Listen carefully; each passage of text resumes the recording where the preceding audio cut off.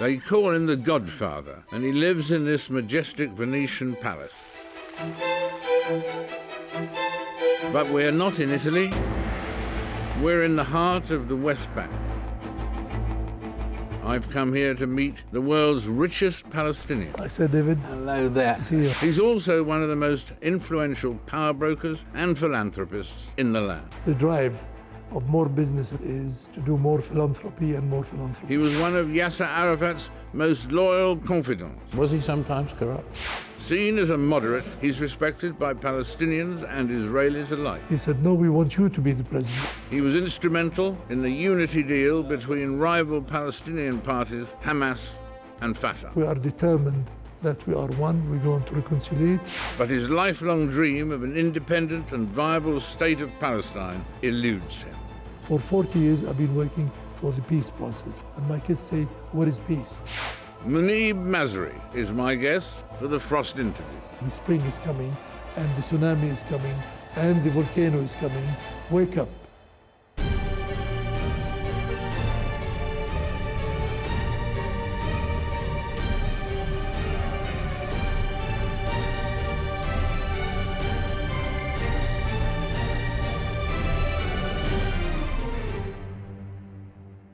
You're looking at Hercules, which I call him Mr. Palestine. This statue came from Greece, and it represents the soul, the determination, and perseverance of the Palestinians.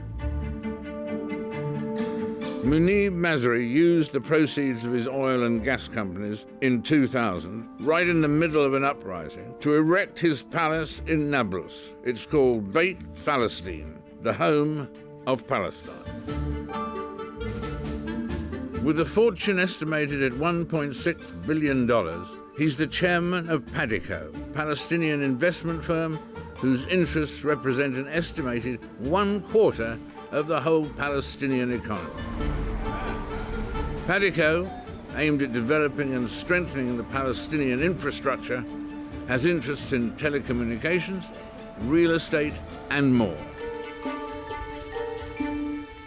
But this is no ordinary success story. And to understand what drives this man, you need to know the history of his people and their land. That's it. Catastrophe. When Munib Masri was born in 1934, Palestinians lived under British rule, but they did have considerable autonomy in their land. But after the massacre of an estimated 6 million Jews in World War II, the newly formed United Nations created a Jewish homeland, Israel, out of the land that was Palestine. Palestine, where news of the United Nations decision to recommend partition brings wild jubilation among the Jewish communities in Jerusalem and Tel Aviv. A vivid contrast to the bitterness felt by the Arab peoples as the troubles of the Holy Land enter a new phase, perhaps the gravest yet. The State of Israel began, as we know, in 1948, and that had a cataclysmic effect on the whole region. You would have been 14 years old then, wouldn't you? That's right. I remember I've seen a lot of civilians were killed, a lot of civilians being injured, and I used to see the airplanes, the small airplanes, bombing my city, Nablus. And I have a brother who was in the army called Jaish al-Inqadh, which is formed after 1947. It's from the Arab states, volunteers, and I saw him coming one day injured. He has a bullet in his left arm. But I've seen a lot of tragedy, a lot of victims, a lot of bad things. Let's take a look at some of the events Yes. triggered off by that particular time.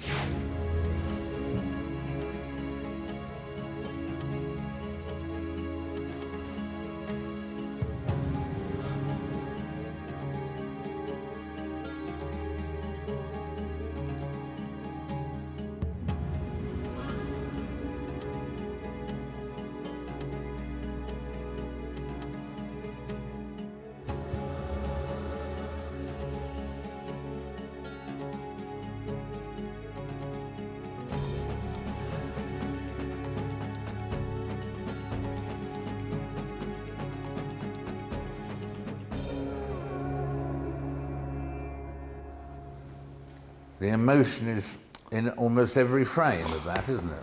I have a goosebump. It's tough. It's Nablus. During Nakba, we did not suffer from Nakba, except we received a lot of refugees from that time, and we have to evacuate all the schools in order to receive the refugees. I think we received maybe 25 or 30,000 refugees at the time, and the town and the people, they were in a state of shock, and we were not ready to receive such a big amount of people. It always come to my mind when I saw them coming, thousands of them, to my hometown. And at 14, I saw them in trucks, walking in donkeys, and it was devastating. Till now, from 48, these refugees, they're still waiting to go back and be compensated for the suffering they have endured during that time. We have 4 refugee camps in Nablus. I think we are approaching another Nakba, but for both the Israelis and for us, because we are not learning from our lessons. Israel must learn that they have to share. They have to be below law and below United Nations. They created them. United Nations have created them in 1947. They recognized the state of Israel, and they should respect the United Nations resolutions. We have the worst occupation on earth, and we've been under occupation for 60 years. In 1967, after 2 decades of uneasy truce between Israel and its neighbors, the Six-Day War erupted, after which Israel controlled land including the West Bank and the Gaza Strip.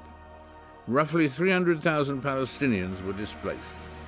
Those who remained found themselves living under occupation.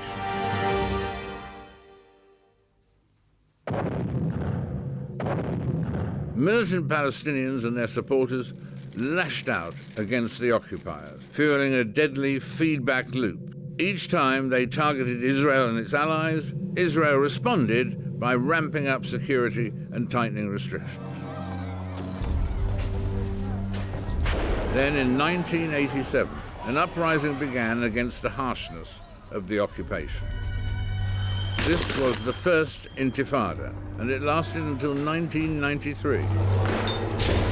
The second Intifada began in 2000 and lasted another 5 years. Life in the occupied territories is more than just difficult. It can also be incredibly dangerous, even for a billionaire in a palace on the hill.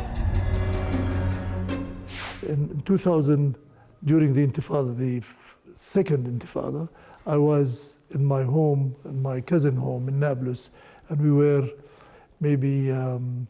were about 45 days in a complete curfew, and a big rocket came very, very, I felt the heat, and I felt the noise, was just passing me with a few meters of that thing, but I never was afraid, Sir David.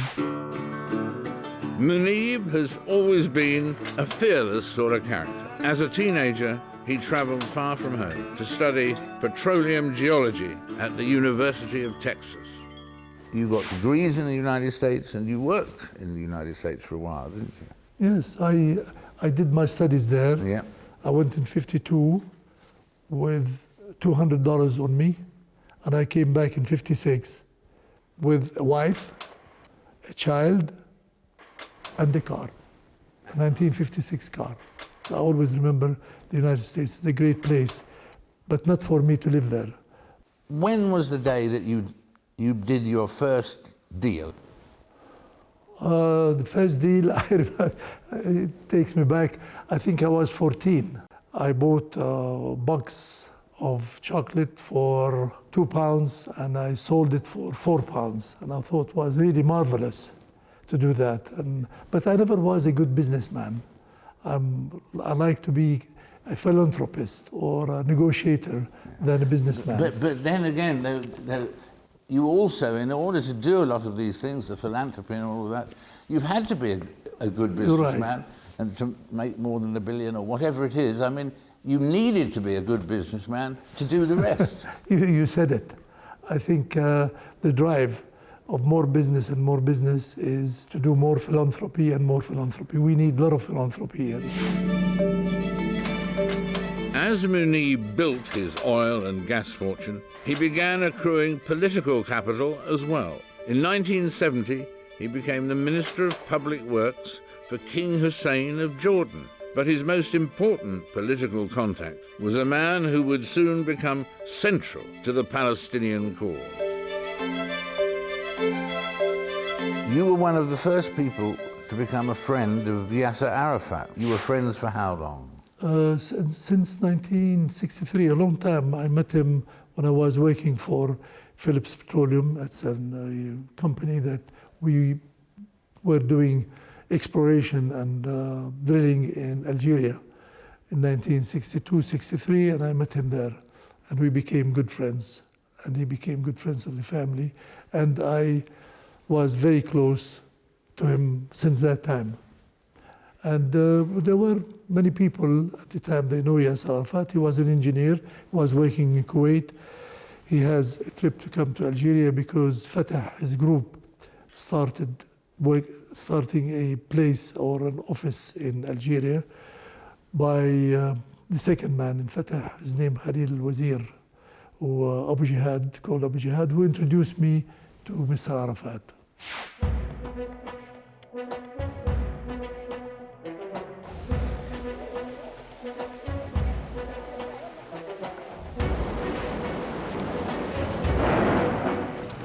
Nobody can squeeze me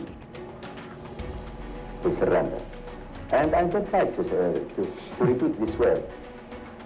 I am here to fight and to win.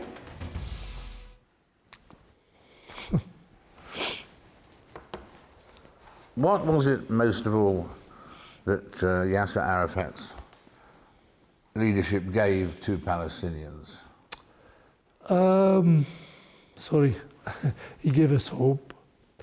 He gave us determination and to think and to dream that this dream will come true, to go back to our homes. I came back with him when he came in 1993 after Oslo, and it was very emotional.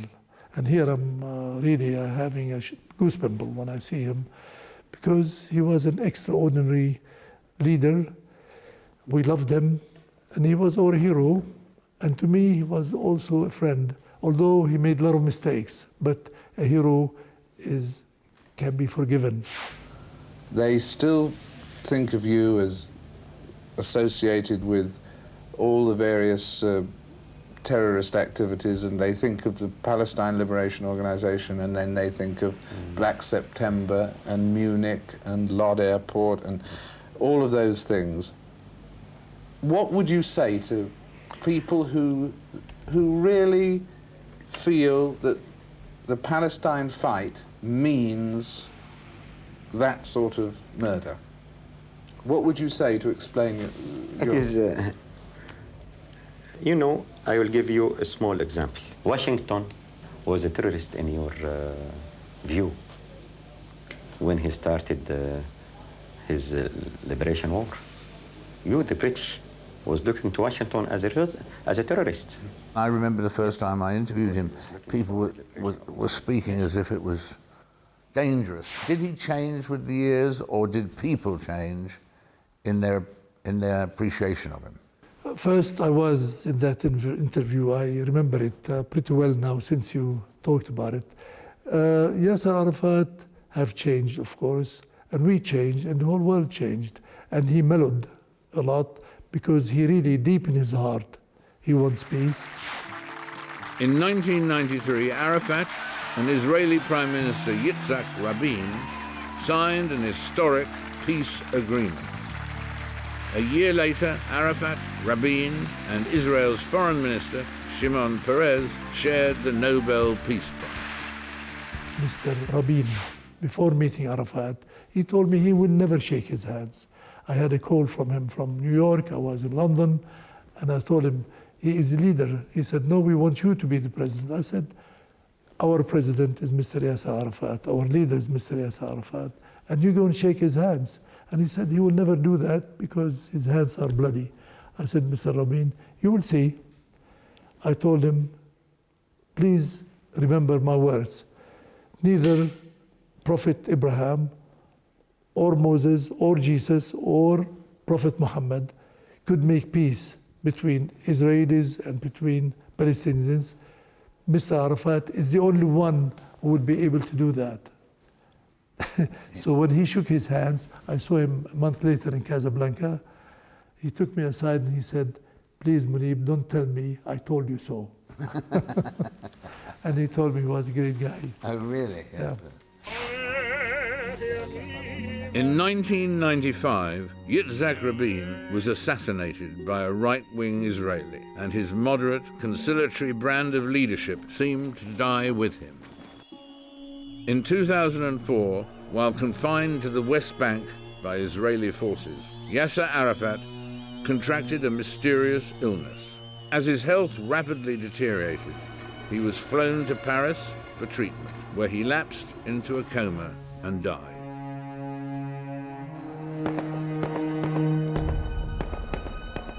There are a number of his friends and others who think that he was killed. He was poisoned, possibly by the Israelis. I saw him going very, very fast. I watched him when he gets sick. I thought he had a cold. He called me one night and he said he had a bad cold, but nothing to worry about. And then after a week, I saw him deteriorating and he refused to take his medicine. Really? Yes, so I was holding his head in my arm and giving him the medicine. And it never occurred to me that he was probably poisoned or something. And in France, in the hospital, I could not have the courage really to see him. But I rode with him in the plane. I rode with his coffin to Cairo and then to Palestine. And all during that trip, I always thought that he went this quickly, and I think that the Israelis were responsible for this. You do? Yes. What we have here is actually the hat he was wearing when he left Ramallah. We took several samples at different locations, and the conclusion was that we did find some significant polonium that was present in this sample. This highly toxic substance would not gain notoriety until 2006, when Alexander Litvinenko, a former Russian spy turned dissident, died a lingering death in a London hospital. His widow, Suha, is bringing a court case to try and publicize these facts, yes? Yes, and I'm for it. I'm for it. And many people are wondering because they want to see about their beloved leader, what happened to him. Why it's happening this way. It's not very strange, and it's not odd for the Israeli government to do something of this sort. Mr. Khalid Mishal of Hamas, they did this for him in Amman, and for Mr. Wadi Haddad, they did it for him in Iraq. One of them survived, which is Mr. Mishal, our friend Mr. Mishal. King Hussein intervened very quickly, and he called the Israeli government. He told them he will severe relation, he will do something if they don't send the antidote.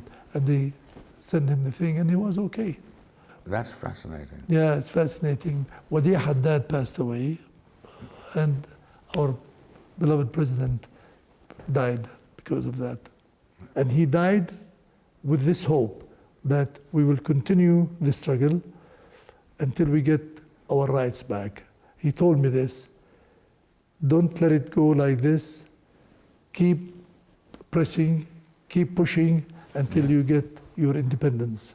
This is his last words to me when I bid him farewell when he went to France to get his medical treatment in France. Even that, at that time, it was 6 o'clock in the morning, and he thought I was going with him.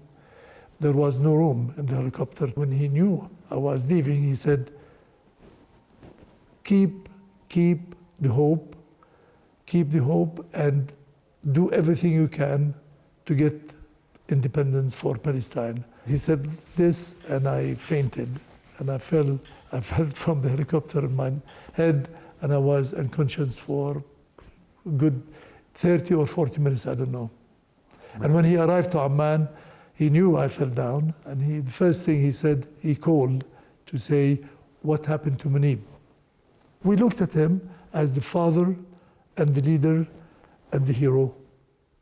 And we miss him a lot.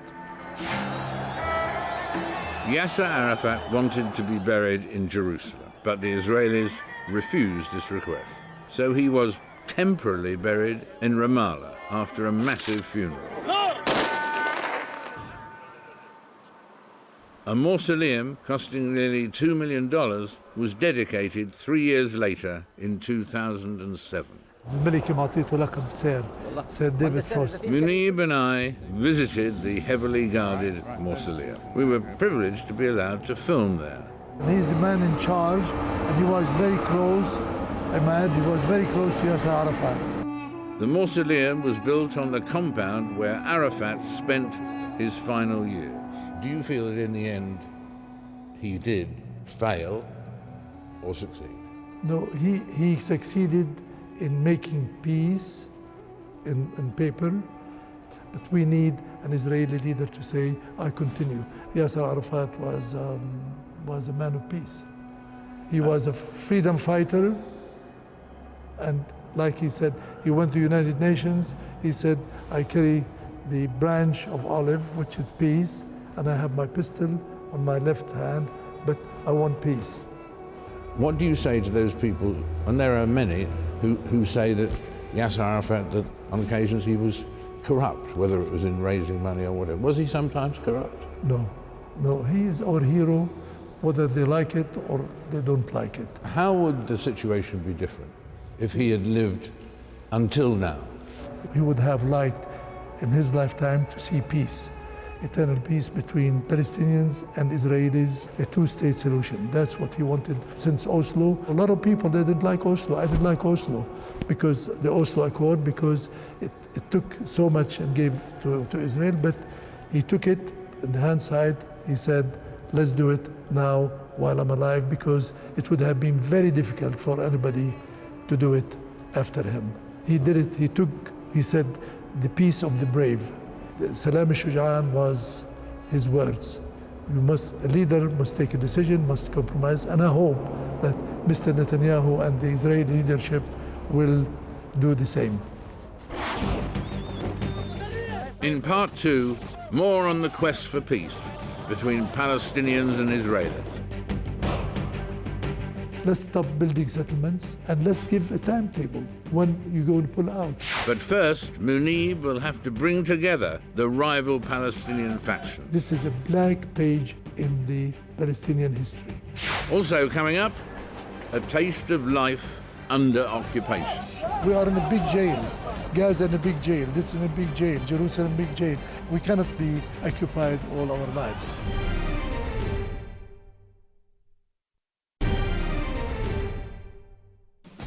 Do you think there will be a Palestinian state in your lifetime? Munib Masri, the most important Palestinian you've probably never heard of. This billionaire's companies help to keep the Palestinian economy afloat.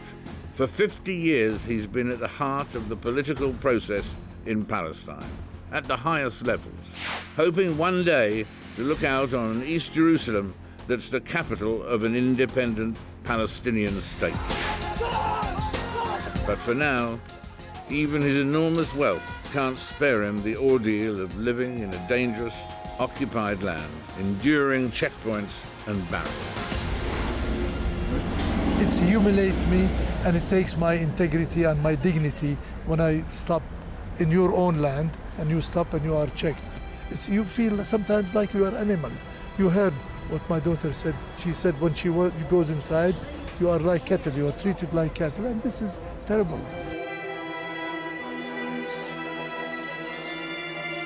An average couple coming through the checkpoints and so on, trying to get to work, how long can that take them extra? Extra, it takes them sometimes from 1 hour to 4 or 5 hours, sometimes more. It took me maybe 6 hours myself to cross a point in this, and not everybody can go to Jerusalem. You have to have a special permit. We are in a big jail, Gaza in a big jail, this in a big jail, Jerusalem big jail, every place in a big jail.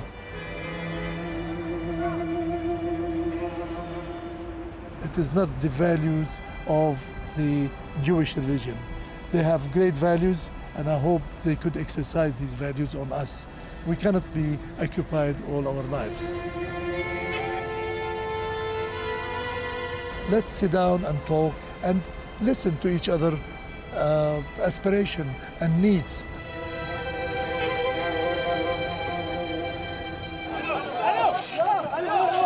The Palestinian struggle isn't just an external conflict with Israel. There's also an internal rift between their two main political parties, Fatah and Hamas. Fatah was formed in 1959 with Yasser Arafat as its leader, and it controlled the Palestinian parliament until soon after Arafat's death in 2004. Fatah is now led by Mahmoud Abbas. Hamas is led by Khaled Mashal.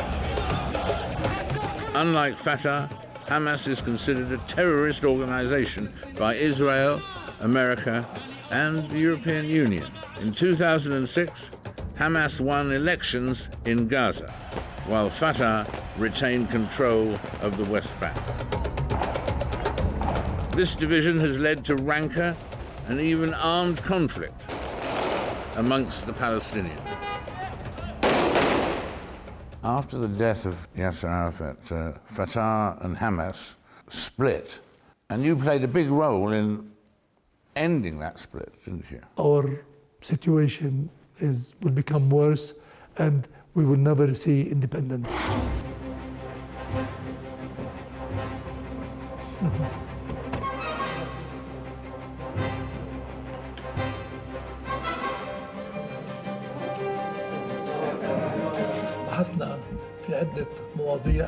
We discussed several issues. The main one is national reconciliation. We hope our brothers in Hamas will go to Cairo soon to sign the agreement. We have many troubles, such as the occupation, but we should reconcile first and agree that we are one family. We have one case, which is Palestine, and God willing, as Jerusalem for its capital.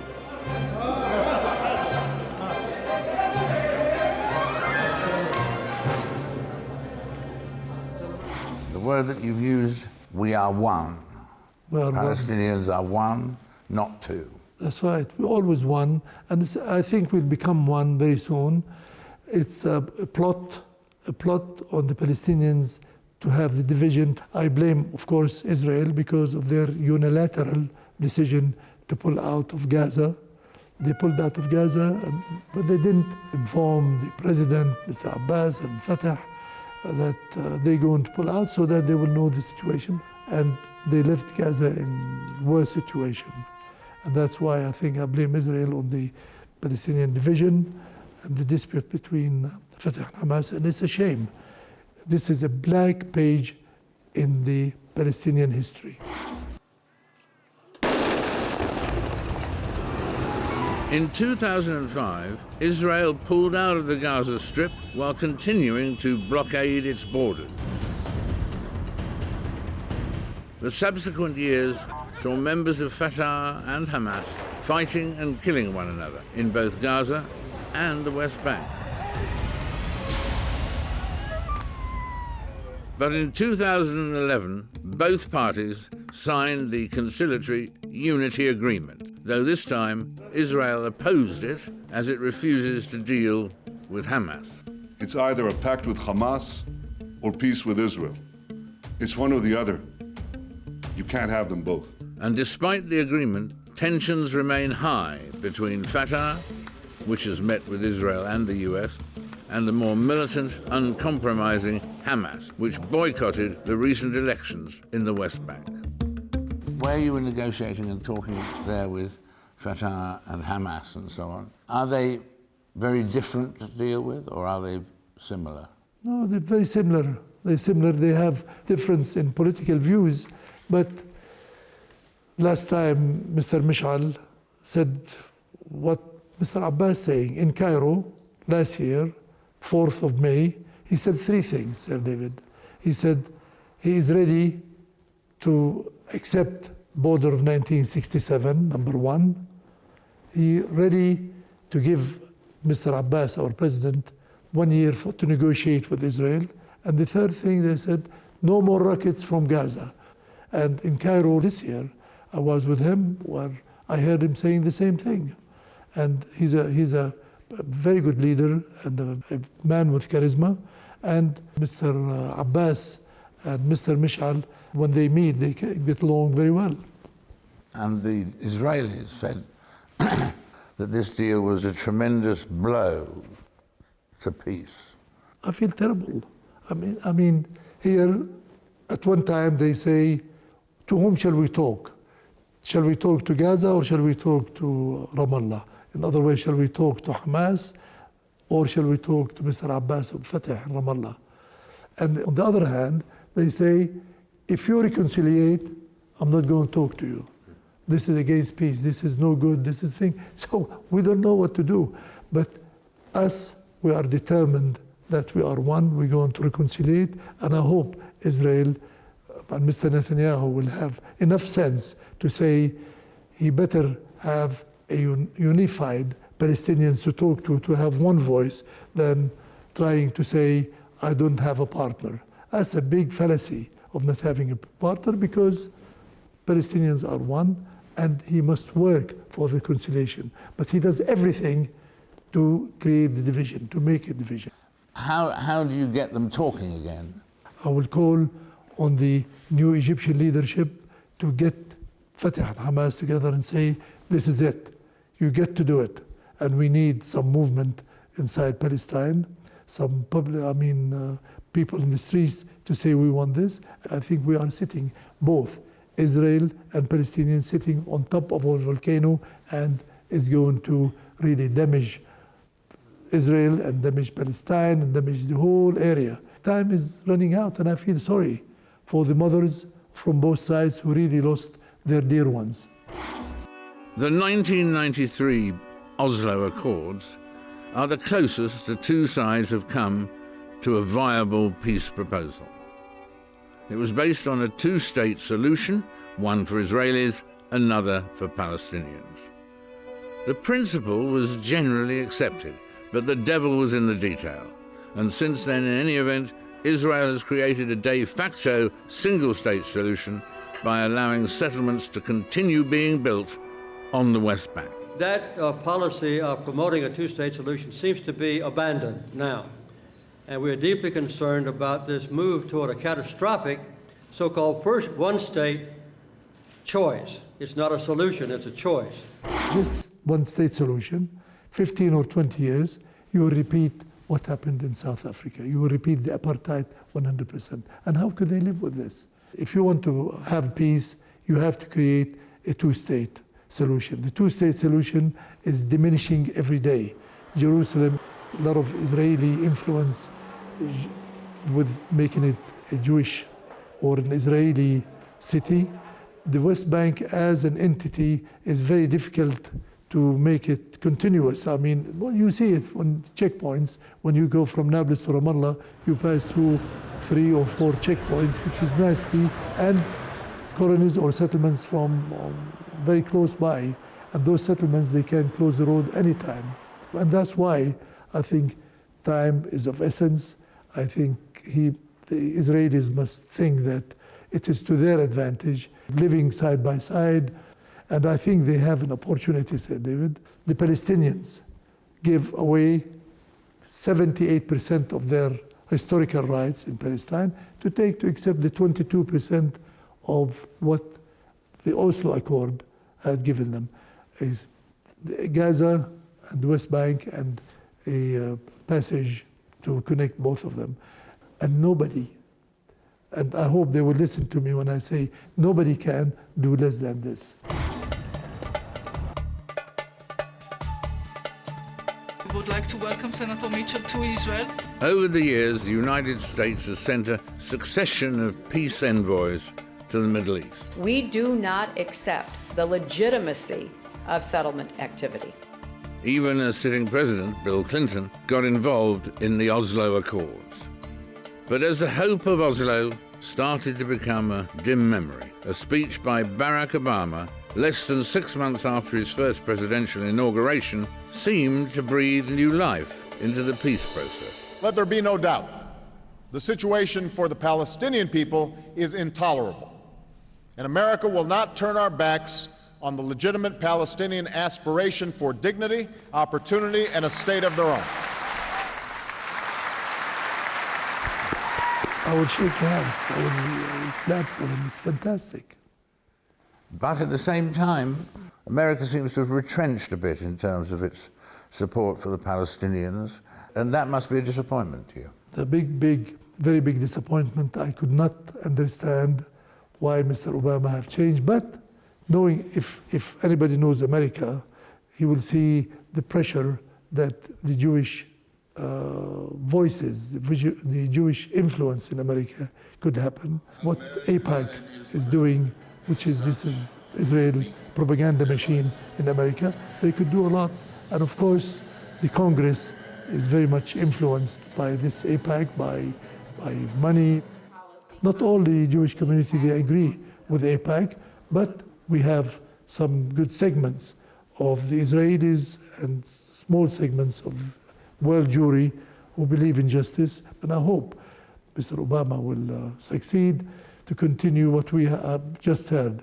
And I think he still will do it because so many people around him who believes this way, who believes what he said. Well, we just have to see. President Perez, does he have a role in this? I mean, you have a real ongoing friendship, the two of you. No, it's acquaintance. I don't call it friendship. I want to be his friends, but he disappointed me because he's a wise guy. But as far as the Palestinian problem, he let it go. I went to see him and told him, "You're the prophet. You should do the peace and do it before you and I die." But well, he's not with in that case, it's more urgent for him than for either of us, yes. Because he's somewhat further advanced in years, although a fantastic example of physical fitness, I think. And he could do it. He could do it, and he should do it, because he did it at the beginning. He was there in the Rose Garden, and he was the partner of late Rabin, and he has a good relation with Yasser Arafat. He knows Yasser Arafat very well, but he should persevere and he should do it for the Israeli sake more than the Palestinian sake. The road to peace is obviously not only blocked by individuals, but also by issues, and there's the wall. So let's take a look at some of those barriers now.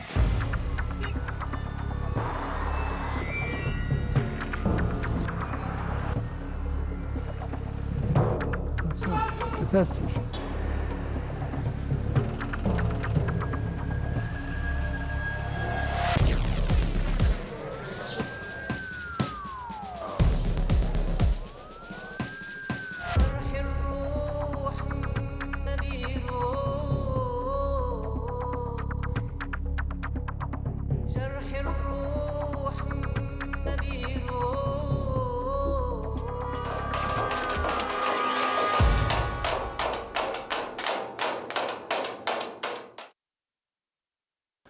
Very sad and very ugly. We haven't really discussed settlements in this conversation. I mean, that looks almost insoluble, doesn't it? No, still there is time. I mean, you need courageous leaders to create solutions. They made this settlements. They made this wall. Anybody who wants to make peace won't do something like this. I mean, our president now, Mr. Abbas, he's dying to make peace. He has every day, every time you talk to him, you want peace, peace, peace, and he says, no armed resistance, we want to do a peaceful resistance, and that's why he is a partner. Mr. Netanyahu, don't miss the chance of making peace with Mr. Abbas. What Mr. Abbas is asking? He said, Mr. Netanyahu, we resume talks, let's stop building settlements, and let's give a timetable when you're going to pull out for this thing. And he's refusing to do that. We cannot continue, we cannot negotiate. We did negotiate since 1993. And now we are 2012. So it's more than 19 years of negotiations. And they want to make us negotiate for another 10, 15, 20 years. Then there will be no land left for the Palestinian state. You cannot have the cake and you cannot eat it all. This cake has to be split. We are destined to live together. I tell this to my Israeli friends, we have to live together. And of course, one of the other issues that's very relevant to whether peace can be found is the tremendous impact over the last couple of years of the Arab Spring.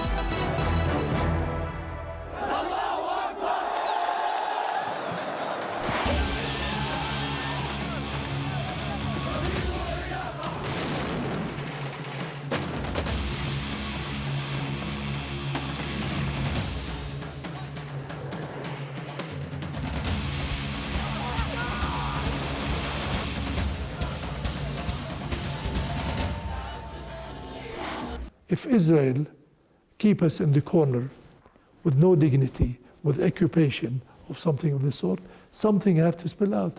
Israel will be very, very naive to think that the Palestinians will bear such a treatment. Again, enough is enough on that thing, and I think that it's coming. The spring is coming, and the tsunami is coming, and the volcano is coming. Wake up, Israeli community. Do something about it. And you think there shouldn't be armed resistance by the Palestinians?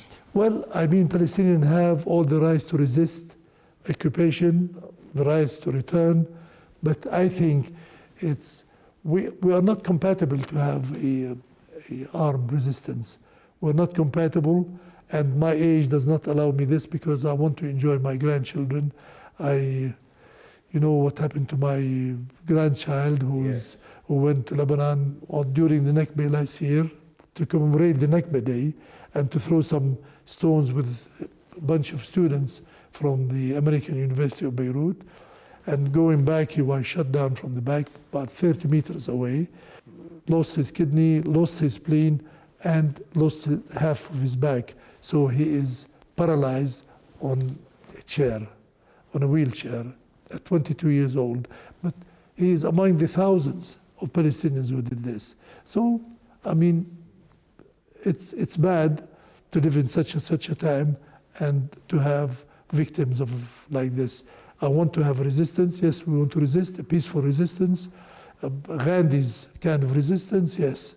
And I'm ready to do it myself because I cannot bear to see that we are under occupation.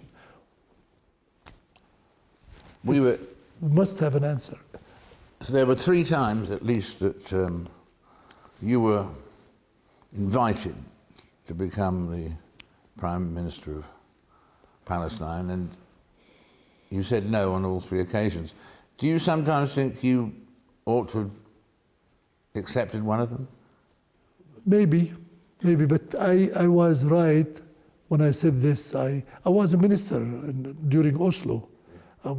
Didn't last very long because I stayed for 3 years in there. When Mr. Arafat asked me to become a prime minister, at that time I thought Mr. Abbas come from Fatah. I don't want to divide Fatah, and I had a lot of respect for Mr. Abbas, so I went to see Mr. Abbas and I told him he should be the prime minister. And after Mr. Abbas left, he came and asked me again and again, 3 times, you're right. And the 3 times I wanted a young man to come or a young woman to become a prime minister. But we hope we still do it with a young man or a young woman to do it. We need some young people to lead us. And I think we have the Palestinian society, they have a lot of men and women who could do the job. Do you think there will be a Palestinian state in your lifetime? I'm so sure, like I see you in front of me, I see Palestine in front of me. It's not going to happen when I'm gone. It's going to happen when I'm alive. And we're going to celebrate together. Well, it would be a great day. Yes. It would be great. Munib Masri keeps a home and office in Jerusalem. This entitles him to a Jerusalem permit, which allows him to visit and stay here. It's a place so close to his heart. Seeing him here, you understand his dream of a Palestinian East Jerusalem. We're really in Jerusalem. Tell me something. What are the feelings you have? What do you see first? 3 religions are present here, and the pulse is fantastic. The emotions are fantastic for everybody. And since God is for everybody, I think Jerusalem should be for everybody. As you look out there now, do you see peace on the distant horizon? Yes. Every time I come here, I see all these monuments, all these places to worship God, to say, my children, please make peace. Don't waste your time in wars. East Jerusalem and West Jerusalem there should not be wall or barriers or anything. They should be one city, one undivided city. It could be the capital of our 2 nations. Well, let's hope and pray that there is indeed peace on the horizon. Definitely. Thank you very much. Thank you. Since I said farewell to Munib in Jerusalem, he has courted controversy by hosting a meeting which included Israel's notorious real estate billionaire and the biggest builder of West Bank settlements, Rami Levy. Munib said it was simply part of his continuing quest for peace and reconciliation with Israel.